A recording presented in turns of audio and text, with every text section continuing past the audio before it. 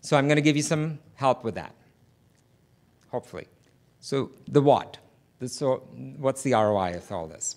The bad news is, let's take it a little further. Earlier I shared with you the 1 out of 3 are engaged. Well, guess what? In the US alone, the last I checked, according to Gallup, about $500 billion a year are lost with that disengaged 2/3. Break it down to your own organization. It adds up. It adds up. So shareholder return, when there are engaged employees, increases by 19%. This is according to Hewitt Associates, the large HR consulting firm. And when you have low engagement, not only does it drops 44% compared to the median, versus those that are highly engaged employees see a stock increase of 19%. That's staggering for me, hopefully for you as well. So another video, folks. Many of you might have seen this. Very, very popular way to bash United Airlines, and that's not my point. But this one's been seen by 10.8, the last I took this picture, million people, and was produced in July 6, 2009. So let's watch the video, and then we'll talk a little bit about it. That's okay. We'll get it.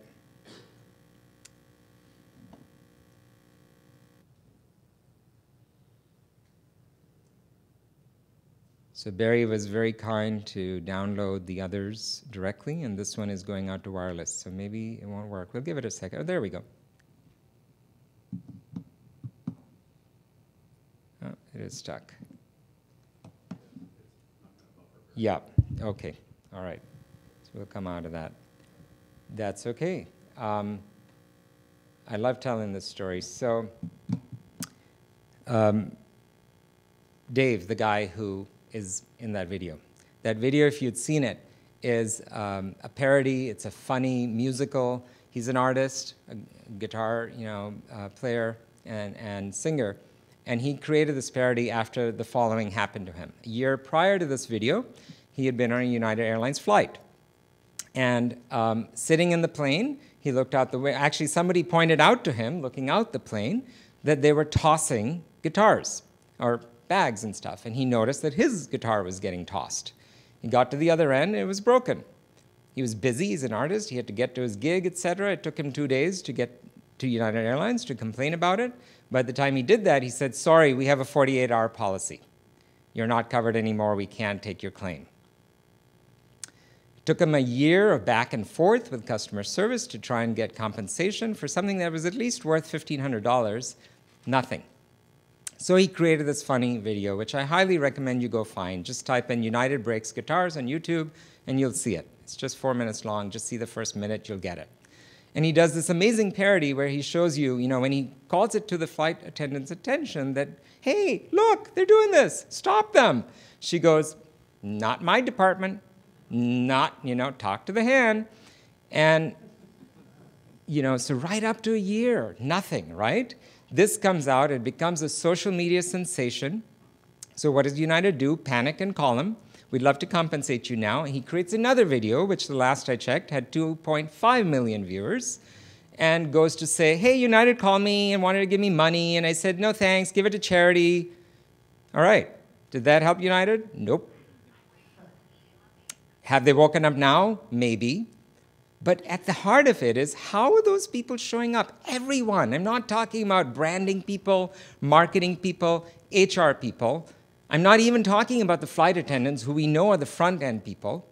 But every touch that you have with your customer has to be representative of your brand, like the Southwest example, from what I hear. All right? So this is just one of those classic cases of don't underestimate the value of how your people show up. Another piece of data from Blessing White.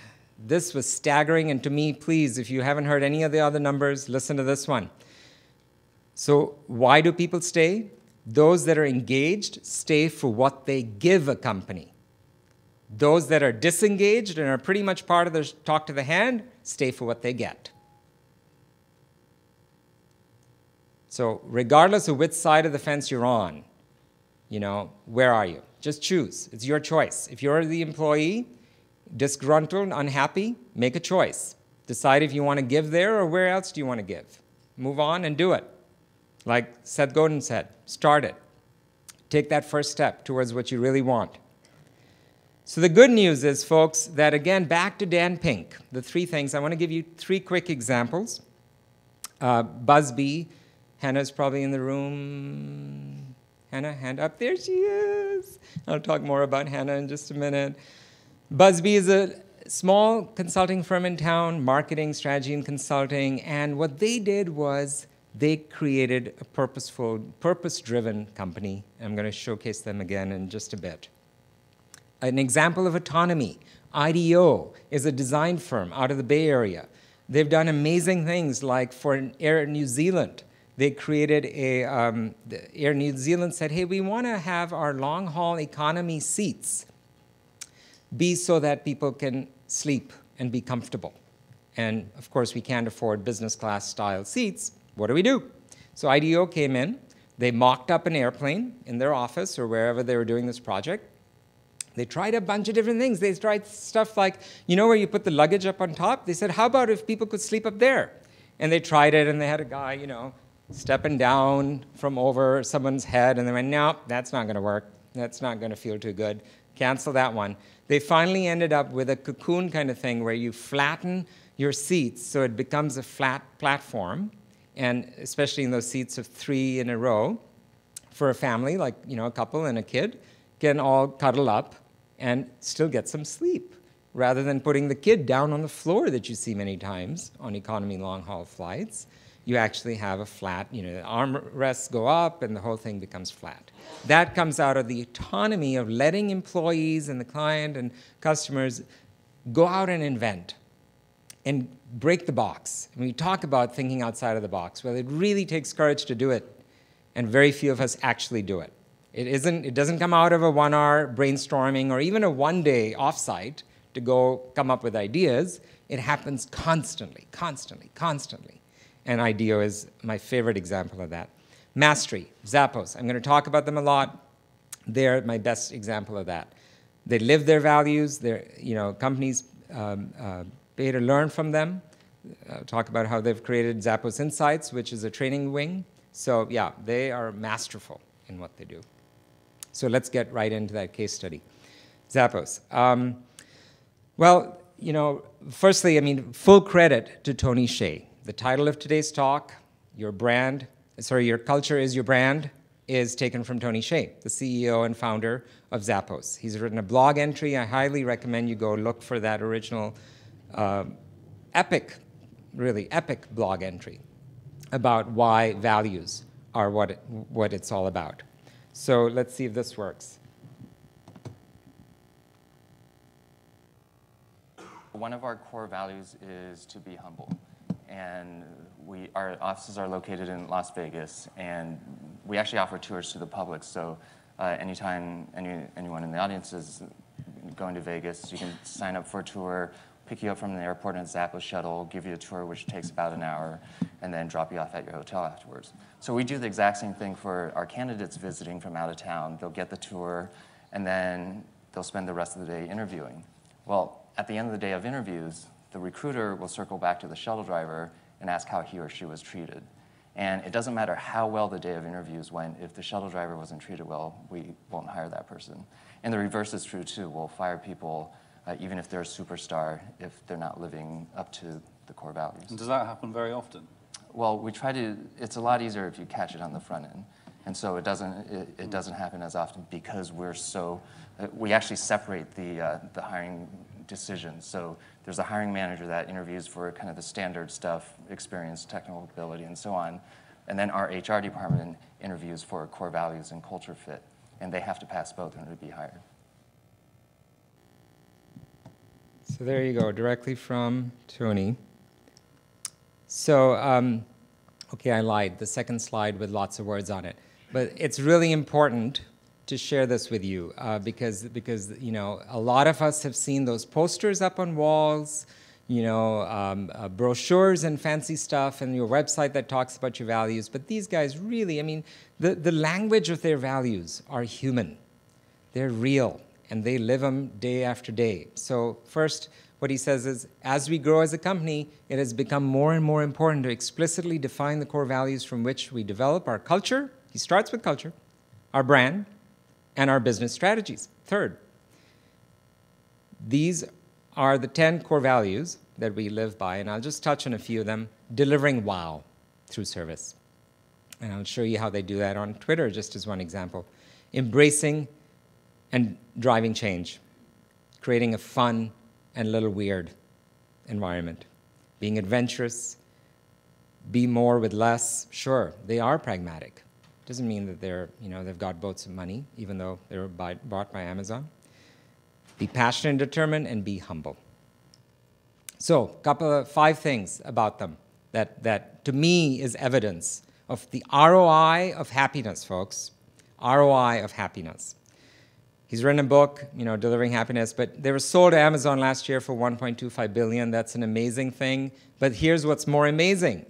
He retained their culture, their location in Las Vegas, and their brand. They have not been assimilated in the way that most, acquisitions happen. He was deliberate in making sure he got that. It takes courage to do that. Number two, he shared that entire $1.25 billion with the employees. I believe at the time there were 400 of them. I believe it was done on the basis of the percentage of your pay. So if you make 1% of the full payroll, you're going to get 1% of $1.25 billion. Not just the top execs, everybody in the company. There's somewhere out there I think there's a video, or he talks about it in Delivering Happiness, about how people cried about being able to pay off medical bills with ailing family members, how they paid off homes. Do you think he has loyal employees that really want to do their best, do mastery, autonomy, and purpose for Zappos? Absolutely. Happy customers. He went against the grain. Most companies with retail services are, don't want to go 800 number. Big expense center. Managing those call centers and outsourcing it and training those folks in India and blah, blah, blah, blah, blah. He has his 800 number on every page. And they do free returns because they realize there would be a big obstacle in selling shoes online. Will people really buy them? They want to try them on. So how do we break through that? Just return it. Easy. He did it. Culture as a marketing asset. So I refer to Zappos Insights. He's created a division, a training division, where you can go as an employee, pay them for, I believe, 3 to 4 days, pretty decent amount, but not astronomical amount, to go learn how to embrace the things that they do and how to make it your own in your culture and create your culture in your company. Or, again, to be clear, I believe there's always a culture. The question is, are we aware of it? And are we willing to refine it, to change it, to tweak it, to adjust it, with the pain that might come along the way? And lastly, he's open and transparent. He's put out a book called The Culture Book. Comes out every year, and all it is these it's fancy, it's really slick. I've got one, it's about this big. It's colorful, there are pictures of employees, and there are quotes from employees. And the only editing they do is for grammar. So if you want to badmouth Zappos, go for it. You're not going to get fired. And sure enough, there is no badmouthing.